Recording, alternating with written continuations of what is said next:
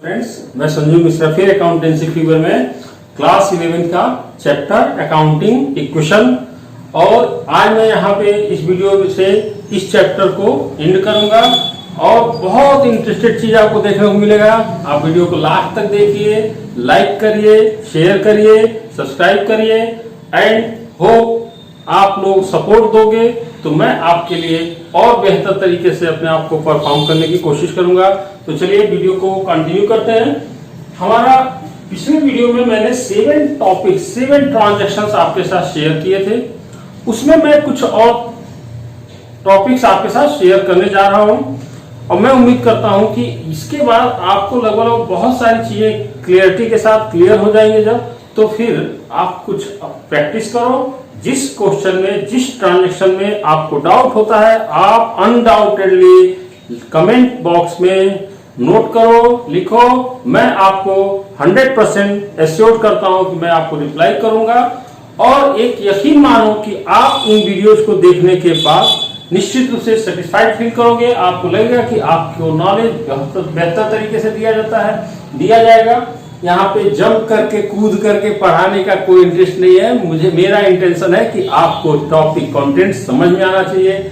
मेरे पास जो मटेरियल है, जितनी सुविधा है, उसके हिसाब से मैं आपके लिए अपना बेहतर देने की कोशिश कर रहा हूँ और मुझे भी उम्मीद है कि आप मेरे फेवर में अपना बेहतर दोगे। वीडियो को एंड तक देखिए, इंटरेस्ट लीजिए, मजा लीजिए, सब्जेक्ट को इजी बनाइए। पॉइंट नंबर 8, 7 पॉइंट्स हम ऑलरेडी आपके साथ डिस्कस कर चुके थे। कुछ 3-4 क्वेश्चन और मैं आपसे डिस्कस करता हूं। जैसे एक टॉपिक है 8 पॉइंट। अब हमने पिछले क्वेश्चन में देखा था हमारे पास फर्नीचर था। कितने का था? 20,000 रुपीज का फर्नीचर मैंने परचेज किया हुआ था। कुछ समय बाद एक क्वेश्चन आ रहा है depreciation charge on furniture, depreciation charge on furniture at the rate of 10%।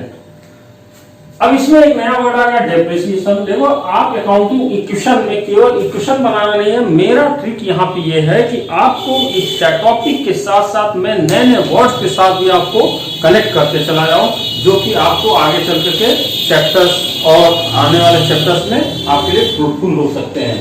तो depreciation, that is a word, it refers to the value of any fixed assets or decreased by some reasons is called what? Depreciation.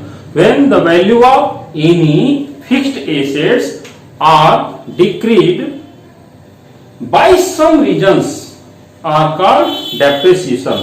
जैसे हमारा furniture कितने का था? हमारे गाड़ी 20,000 का furniture हमने शॉप में परचेज करके लाया था। वो फर्नीचर कुछ समय के बाद धीरे धीरे उसकी पुरानी होती जाती है, थोड़ी सी ओल्ड लुक दिखेगा, ठीक है ना। तो चाहे जो भी कारण हो, उसकी वैल्यू धीरे धीरे डिक्रीज करती जाएगी। तो जब भी वैल्यू एसेट्स के डिक्रीज होते जाते हैं तो उसको हम कहते हैं डेप्रिसिएशन। साथ में मैं एक और आइटम आपके साथ जोड़ दूं कि वो एसेट्स जिनकी वैल्यू इंक्रीज हो जाती है समय के साथ साथ, उसको हम बोलते हैं एप्रिसिएशन। अब डेप्रिसिएशन का मतलब ये होता है कि उसकी वैल्यू में कमी आना, और एप्रिसिएशन का मतलब हो गया वैल्यू बढ़ जाना। कमी होता है वैल्यू एसेट की तो आपको महसूस होता है कि आपको लॉस हो रहा है। आप समझने की कोशिश करो, आपकी कोई प्रॉपर्टी है, उसकी कमी हो। मान लो आपके पास एक 4 व्हीलर कार है, 5 लाख रुपए में आपने परचेज किया और अब 1 साल के बाद पुरानी हो गई, चल गई, उसकी मशीनरी इंजन कमजोर हो गई, या उसकी पेंट पॉलिश में कमी आ गई, या जैसे भी ओल्ड होने से एक टाइम के बाद उसकी वैल्यू निश्चित रूप से कम हो जाती है। तो इसको हम बोलते हैं depreciation in the value of car. इसी तरह से अगर हमने 5 लाख रुपीज की लैंड परचेज की है, जमीन परचेज कर रखा है, तो वो 1 साल के बाद उसकी कीमत अगर हम देखते हैं तो वो 5 लाख की जगह 6 लाख हो गई, क्योंकि उसकी डिमांड है और वो लिमिटेड है। वो हम जमीन का मैन्युफैक्चरिंग नहीं कर सकते किस फैक्ट्री में, कार को मैन्युफैक्चरिंग कर सकते हैं। नेक्स्ट अगला मतलब एसेट, क्योंकि ये मैन मेड है, जबकि जमीन नेचुरल आइटम है, ये हम मैन्युफैक्चरिंग नहीं कर सकते हैं किसी फैक्ट्री में। तो इसकी वैल्यू जो है डिमांड बढ़ती जा रही है, डिमांड बढ़ने से चूंकि डिमांड बढ़ेगी तो उसकी कीमत बढ़ जाती है। तो यहां पे अगर लैंड की वैल्यू बढ़ती है 1 लाख रुपीज से, तो ये हो गया एप्रिसिएशन। हमें केवल टॉपिक नहीं समझना है, हमें साथ साथ में उस नए वर्ड्स की मीनिंग को भी क्लियर करना है। तो डेप्रिसिएशन चार्ज ऑन फर्नीचर 10%। अब इमेज करो कि हमारे पास जो फर्नीचर था वो कितने का था भाई, 20,000 की वैल्यू 10% कम हो गई। तो आप कैसे निकालते हो 10%?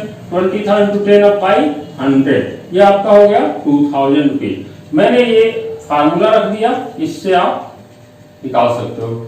अब डेप्रिसिएशन लगने से क्या होगा, आपने उसके लिए पैसे नहीं चुकाया डेप्रिसिएशन लगाने के नाम पे, आपने क्या किया, बस उसकी वैल्यू को इमेज किया, वैल्यू को रिवैल्यूएशन किया कि अब ये फर्नीचर कितने का है। आपने कोई दोबारा फर्नीचर बेचा नहीं या खरीदा नहीं, बस जो था उसी की मार्केट वैल्यू आज आपने लगाया कि आज इसकी रेट क्या हो सकती है। तो इसलिए यहाँ कैश पे कोई इफेक्ट नहीं होगा, क्योंकि ना कैश आया डायरेक्टली, ना कैश डायरेक्टली गया।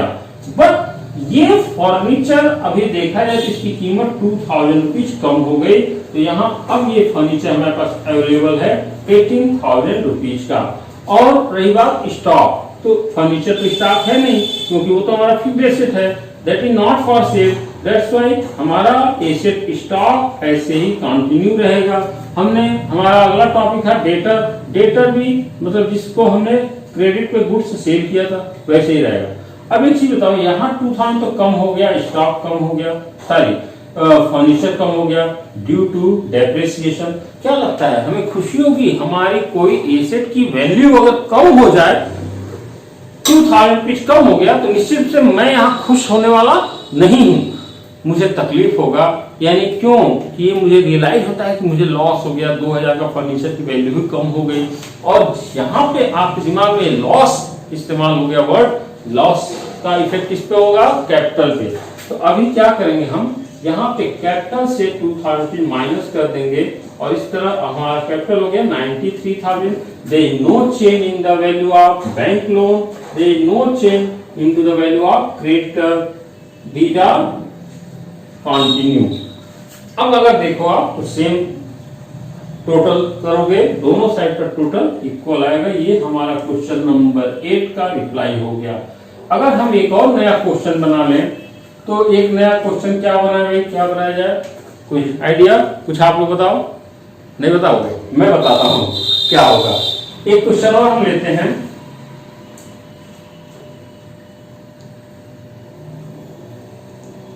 Cash rupees 5,000 paid to creditor, paid to creditor.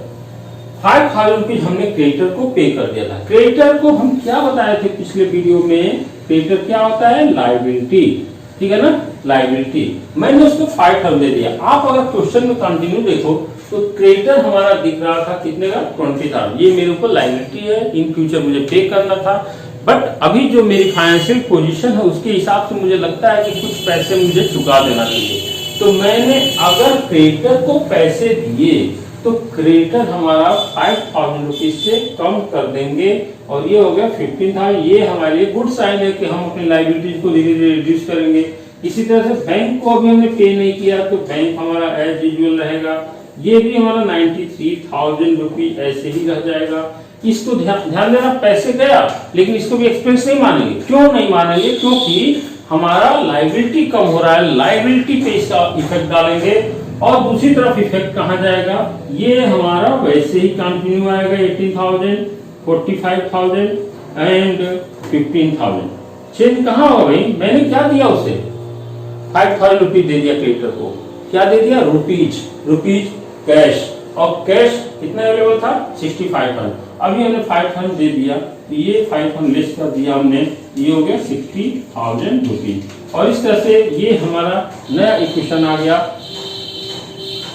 ये इक्वेशन हो गया 9, क्वेश्चन नंबर 9 का रिप्लाई हो गया, मैंने इसको कर लिया। तो इस तरह से मैंने यहाँ पे आपको बहुत सारे एग्जांपल्स बता दिए किस प्रकार से इक्वेशन बनता है। आपको ध्यान देना है कि एक एक रुपए का हिसाब होना चाहिए। एसेट साइड में जो आपको दिखेगा उतना ही अमाउंट का टोटल लायबिलिटी साइड में भी दिखना है। अब एक टॉपिक चलता है कि आपसे क्वेश्चन पूछा जाएगा कि आप अपने इक्वेशन को बैलेंस शीट में शो करिए, या पूछा जाता है कि इसे इक्वेशन को टी शेप फॉर्मेट में शो करो, टी शेप फॉर्मेट में शो करो। तो आप क्या करोगे, टी शेप फॉर्मेट कैसे बनाते हो, क्या होगा, तो वो शेप भी मैं बता दूंगा आपको यहाँ पे। तो यहाँ पे टी शेप का सेंस ये हो गया, ये आप एक टी का डिजाइन बना लिए, हो गया टी, एक पेज हो गया, उस पर आपने टी बना लिया। अब इस टी में करना क्या है कि ये हमने यहाँ पे एक ऐसे कॉलम बना दिया और ये कॉलम यहाँ पे बन गया। ये टी शेप फॉर्मेट को हम बोलते हैं बैलेंस शीट, बैलेंस शीट।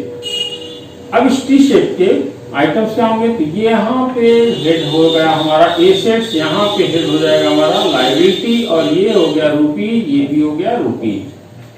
ये बैलेंस शीट है, बैलेंस शीट। बैलेंस मतलब क्या अवेलेबल है अभी हमारे पास, हमारे शॉप में क्या अवेलेबल है। और शीट वो पेज हो गया जिस पेज पे हमको अपने इन सारे अवेलेबल बैलेंसेस को जो शॉप में अवेलेबल है उनका एक लिस्ट तैयार कर लेना।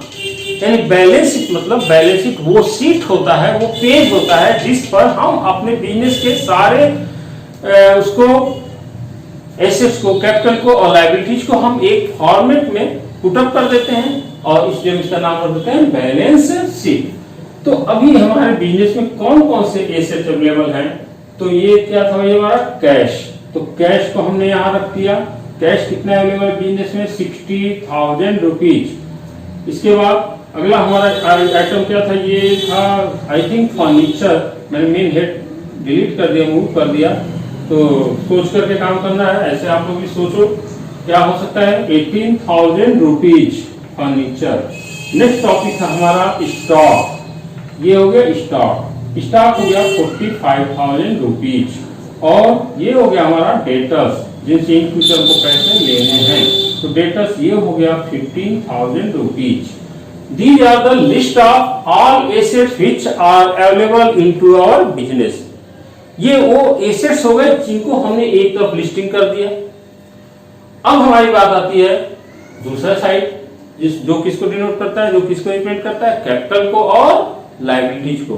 और मैं याद दिला दूं थोड़ा सा, कैपिटल क्या होता है, बिजनेस का इंटरनल लायबिलिटी, और लायबिलिटी जो लिखा हुआ है वो एक प्रकार से डिनोट करता है कि वो फॉर्म के एक्सटर्नल लायबिलिटी जो बाहरी लोगों से लिया गया होता है, जिन्हें लौटाना होगा। कैपिटल जो होता है फॉर्म और पार्टनर, फर्म और बिजनेसमैन, ओनर के बीच का लेन देन है, वो इंटरनल लायबिलिटी कहलाता है। अब यहाँ पे हम क्या लिख देंगे, कैपिटल। तो कैपिटल हमारा हो गया कितना है, लास्ट में 93,000 रुपीज का कैपिटल अवेलेबल है। और क्या अवेलेबल है, बैंक का लोन, ये हमारी आउटसाइड लायबिलिटी है, तो ये हमने लिख दिया 30,000। और अवेलेबल है क्रेडिटर्स, तो क्रेडिटर्स जिनसे हमने क्रेडिट पे गुड्स परचेज किया था, जिसको मैं इन फ्यूचर पैसे दूंगा, ये हो गया हमारा 15,000। और यहाँ पे हम यहाँ इसको क्लोज करेंगे और दोनों साइड का टोटल कर लेते हैं। टोटल कर लो, 3 and 5 8 हो गया, 9 3 12 and 1 13, 1,38,000 रुपीज ये हो गया। सेम यही टोटल आपका यहाँ पे आना चाहिए। तो ये बताता है इस बात को कि आप बिजनेस में कुछ भी ट्रांजैक्शन कर लो, दोनों साइड का टोटल हमेशा इक्वल होगा। तो यहाँ पे ये नहीं है कि ये 9 आइटम आपको बताया गया और आप से परफेक्ट हो गए। आप इस 9 आइटम को विदाउट चीटिंग आप एक बार क्वेश्चनों को कॉपी में नोट करो, फिर आप उनको सेल्फ लगाइए, सॉल्व करिए। हो सकता है कहीं आपको कहीं कुछ मिसअंडरस्टैंडिंग हो, तो आप फिर उस वीडियो में जाइए, देखिए और समझिएगा, तो आप क्लियर हो जाओगे। और इसके अलावा भी आप अपने बुक में और जो क्वेश्चन दिए हैं उसकी प्रैक्टिस करो, और क्वेश्चंस तो बहुत अच्छे मिलेंगे। लेकिन आपको आइडियाज बताया गया, ट्रिक बता दिया गया और आपको बहुत सारी बातें क्लियर कर दी गई हैं। और मैं डेफिनेटली आपको फिर श्योर करता हूं कि आपको जो भी डाउट्स होते हो आप हमसे अनडाउटेडली पूछो। और फिर मैं आपसे एक बार प्लीज रिक्वेस्ट करूंगा कि वीडियोज को लास्ट तक देखो, लाइक करो, सब्सक्राइब करो, कमेंट करो और मेरे कॉन्फिडेंस को इंप्रूव करो। और अपने आप के कॉन्फिडेंस को भी इंप्रूव करना है, क्योंकि आपके लिए ये सब्जेक्ट बिल्कुल नया है। अगर मूड बना लेते हो, इंटरेस्ट ले लेते हो, तो ये वो टाइम है जहां पे आपकी सीखने की कैपेबिलिटी इंप्रूव हो सकती है। बहुत सिंपल, बहुत शानदार सब्जेक्ट है और ये लाइफ बिना अकाउंट के चल ही नहीं सकता है। एक लाइफ है तो लाइफ की अपनी एक अकाउंटेबिलिटी है। अकाउंटेबिलिटी है तो आपको अपने लाइफ के एक एक मिनट का, एक एक पैसे का अकाउंटिंग करना ही पड़ता है। ठीक है ना। कुछ अकाउंटिंग इस फॉर्मेट होता है, कुछ accounting according to the life struggle होता है, लेकिन अकाउंटिंग तो करना होगा। If you are a responsible person it means you are accountable, and if you are accountable it means you should go for accounting. That means आप carefully जितना बेहतर तरीके से हो आप वीडियो को सुनो, समझो, लाइक करो। Thank you. नेक्स्ट वीडियो में हम नए टॉपिक के साथ आपके सामने होंगे।